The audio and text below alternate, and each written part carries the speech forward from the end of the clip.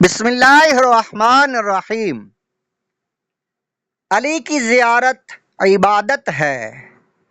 دعوت اسلامی کے اشاعتی ادارے مکتبۃ المدینہ کی مطبوعہ 152 صفحات پر مشتمل کتاب سوان کربلا صفحہ 74 پر صدر الفاضل حضرت علامہ مولانا سید محمد نعیم الدین مراد آبادی علیہ رحمۃ اللہ الہادی حدیث مبارکہ نقل فرماتے ہیں۔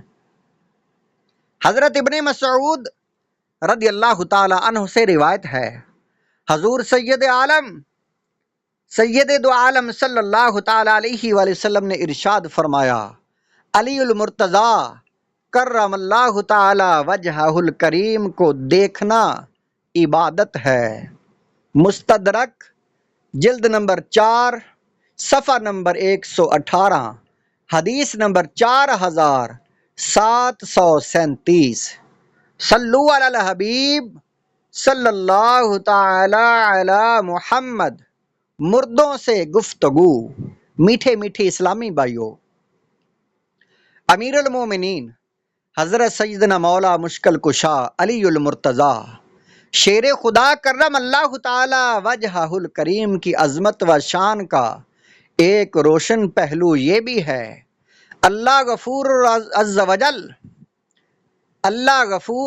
جل کی عطا سے آپ کرم اللہ تعالی وجہہ الکریم کا اہل قبور سے بھی گفتگو کرنا ثابت ہے۔ چنانچہ حضرت سیدنا امام عبد الرحمن جلال الدین سیوطی شافعی رحمۃ اللہ علیہ شرح الصدور میں نقل کرتے ہیں، حضرت سیدنا سعید بن مسیب رحمۃ اللہ علیہ فرماتے ہیں، ہم امیر المومنین حضرت علی المرتضیٰ شیر خدا کرم اللہ تعالی وجہ الکریم کے ہمراہ قبرستان سے گزرے۔ آپ کرم اللہ تعالی وجہ الکریم نے ارشاد فرمایا، السلام علیکم یا اہل القبور ورحمۃ اللہ، یعنی اے قبر والو تم پر سلامتی اور اللہ عز و جل کی رحمت ہو۔ اور فرمایا، اے قبر والو تم اپنی خبر بتاؤ گے یا ہم تمہیں بتائیں؟ سیدنا سعید بن مسیب رحمۃ اللہ علیہ فرماتے ہیں کہ ہم نے قبر سے وعلیک السلام ورحمۃ اللہ وبرکاتہ کی آواز سنی، اور کوئی کہنے والا کہہ رہا تھا، یا امیر المومنین آپ ہی خبر دیجئے کہ ہمارے مرنے کے بعد کیا ہوا۔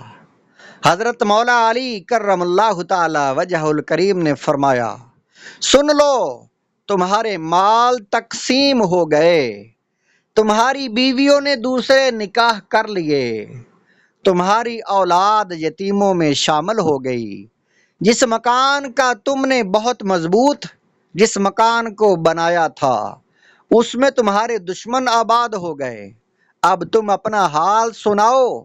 یہ سن کر ایک قبر سے آواز آنے لگی، یا امیر المؤمنین، ہمارے کفن پھٹ کر تار تار ہو گئے، ہمارے بال جڑ کر منتشر ہو گئے، ہماری کھالیں ٹکڑے ٹکڑے ہو گئیں، ہماری آنکھیں بہہ کر رخساروں پر آ گئیں، اور ہمارے نتنوں سے پیپ بہہ رہی ہے، اور ہم نے جو کچھ آگے بھیجا یعنی جیسے عمل کیے اسی کو پایا، جو کچھ پیچھے چھوڑا اس میں نقصان ہوا۔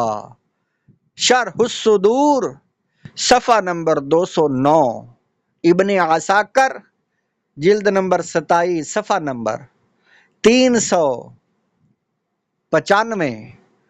آخرت کی فکر کرنی ہے ضرور، زندگی ایک دن گزرنی ہے ضرور۔